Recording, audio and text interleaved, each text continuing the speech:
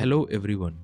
Did you know that India is standing at the edge of a demographic tsunami, one where the number of elderly citizens is set to nearly triple in just a few decades?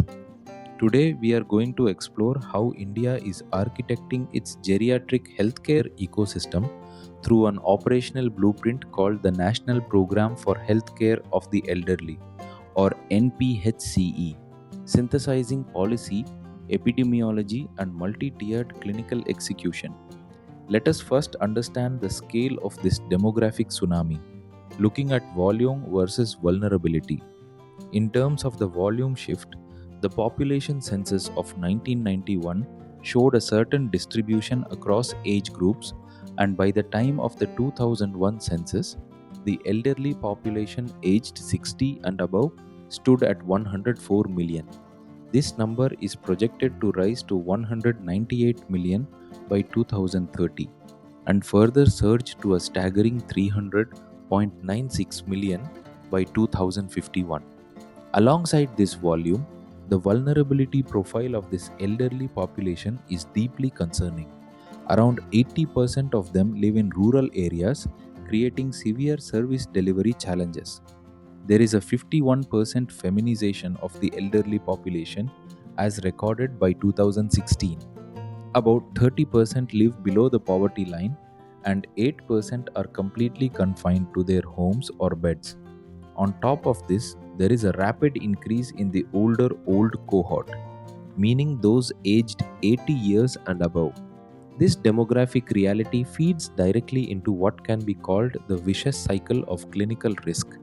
As people age, they become prone to infections, prone to injuries, prone to psychological problems, and prone to degenerative disorders. And all of these factors combine to create an increased risk for disease. This increased disease risk then leads to an increased risk of disability, which compromises activities of daily living, and this disability in turn leads to an increased risk of death. Adding to this cycle is a harsh financial reality. Since non communicable and degenerative diseases affect older people regardless of their socio-economic status, and treatments like joint replacements, cancer therapies, and neurosurgery are catastrophically expensive for a population that is already experiencing decreasing income after retirement. To address this growing crisis, India has built a strong legislative mandate over the years. This journey began in 1999 with the National Policy on Older Persons, which established the early agenda of reserving hospital beds, creating geriatric wards, and emphasizing caregiver training. In 2007, the Maintenance and Welfare of Parents and Senior Citizens Act created a state obligation and a strict legal framework for senior medical care.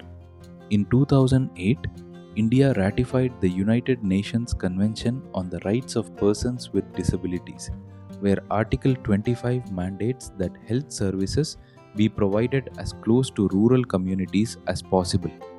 Finally, in 2010, the Ministry of Health and Family Welfare officially launched the National Program for Healthcare of the Elderly, structurally uniting all these previous directives into one operational mandate. This program represents a new architecture for aging, aiming to provide accessible, affordable, and high quality, long term, comprehensive, and dedicated care services, essentially creating a new architecture for aging and a society for all ages.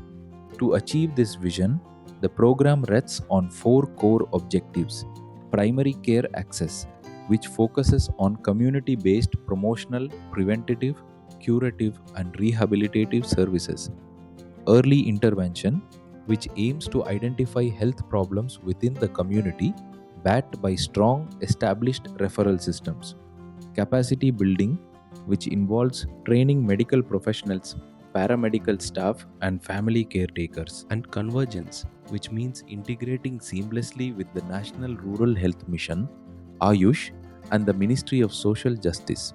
To bring these objectives to life, the program follows a dual engine implementation strategy. The core strategies include a community based approach through targeted domiciliary visits, dedicated medical facilities that scale from primary centers all the way up to 10 bedded district hospital wards, 8 regional medical institutes providing tertiary care and postgraduate courses in geriatric medicine, and continuous information, education, and communication campaigns along with independent monitoring. Supplementing these are additional strategies, including public private partnerships integrated into geriatric care, mainstreaming Ayush and revitalizing local health traditions, and reorienting general medical education curricula to better support geriatric issues. This entire framework integrates directly into the National Health Mission organogram. Under the National Health Mission, primary and secondary care services flow through district hospitals, community health centers, primary health centers, and sub-centers or health and wellness centers. Tertiary care services are delivered through regional geriatric centers and national centers of aging, and research initiatives are channeled through the Longitudinal Aging Study in India, which examines health-related disease burden and risk factors, healthcare financing, social aspects like family and social network and welfare, and economic aspects such as income, wealth, expenditure, and employment. All of this culminates in a 5-tier delivery architecture structured like a pyramid. At the base sits the sub-center, focused on community outreach and home visits. Above that is the primary health center, serving as the first medical contact point with weekly clinics. Next comes the community health center, acting as the first referral unit with basic rehabilitation services. Above that is the district hospital, providing secondary care and 10-bed inpatient admissions. And at the very apex sits the regional geriatric center, offering tertiary care through 30-bed wards and functioning as an academic hub. Let us look closer at how each tier functions. At Tier 1, the sub-center is staffed by 2 trained ANMs or male health workers, and their responsibilities include conducting domiciliary visits specifically for bedridden elderly, providing critical training for family care providers, arranging calipers and supportive mobility devices, and delivering health education related to healthy aging. At Tier 2, the primary health center is staffed by 1 trained medical officer and 2 nurses, and it hosts a dedicated weekly geriatric clinic, conducts routine health assessments covering vision, joints, blood pressure, and blood sugar, provides medicines for chronic ailments, and serves as the initial point of referral to community health centers or district hospitals. Moving up, Tier 3 is the community health center, which acts as the first referral unit for elderly patients escalating from primary health centers. Its staffing requirements include 1 doctor, 2 nurses, and the addition of 1 specialized physiotherapist or rehabilitation worker.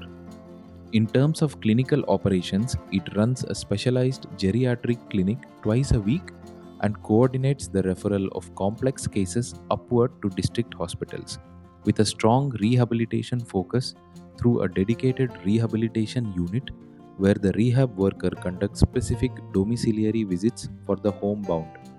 At Tier 4, we reach secondary care and hospitalization at the district hospital level. This tier involves comprehensive secondary care management, staffed by 2 doctors, 6 nurses, and 1 physiotherapist or rehabilitation worker.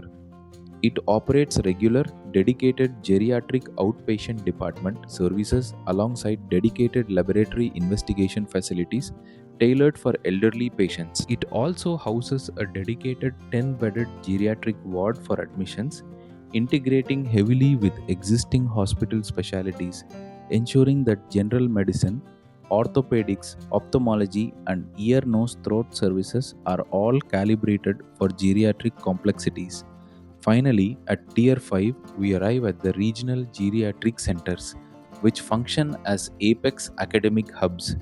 These are implemented across 8 regional medical institutions in India, with a staffing base of 6 doctors, 16 nurses, 4 physiotherapists, 1 medico-social worker, and 1 lab technician. This tier operates through 3 integrated wings. The clinical wing features a specialized geriatric outpatient department, a massive 30-bedded geriatric ward, beds across surgical and neurological specialties, and specialized lab collection centers. The academic wing focuses on training and education, and the research wing is tasked with executing high-level clinical, epidemiological, and applied research in gerontology to guide future national policy. To understand how capability scales across these tiers, consider the capability scaling matrix. The subcenter at Tier 1 has no dedicated clinics, 0 inpatient beds, offers only calipers and aids, and is staffed by 2 ANMs or male health workers. The primary health center at Tier 2 offers a weekly clinic, 0 inpatient beds, basic advice for rehabilitation, and is staffed by 1 medical officer and 2 nurses. The community health center at Tier 3 offers clinics twice a week, 0 inpatient beds, a dedicated rehabilitation unit, and adds 1 physiotherapist. The district hospital at Tier 4 offers a daily outpatient department, a 10-bed ward, integrated rehabilitation care, and adds 2 doctors and 6 nurses. And the regional center at Tier 5 offers a specialized outpatient department, a 30-bed ward, tertiary rehabilitation, and adds 6 doctors, 16 nurses, and 1 medical social worker. To see this entire ecosystem in motion, let us trace a typical patient journey. First comes detection at the subcenter, where an ANM identifies an elderly patient with severe joint deterioration during a domiciliary visit and issues a formal referral upward. Next comes assessment, where the patient visits the weekly primary health center clinic, is medically evaluated, and routed to the community health center for specialized physiotherapy evaluation. Then comes intervention at the district hospital, where the condition requires orthopedic surgery and the patient is admitted to the 10-bedded geriatric ward for specialized treatment. Finally comes post-acute care, where the patient is discharged back to the community and the community health center rehabilitation worker conducts intensive home visits to ensure safe recovery and environmental modification. Stepping back, let us evaluate this program strategically through a SWOT analysis. Among its strengths are health promotion and community interventions, spiritual therapies, and capacity building.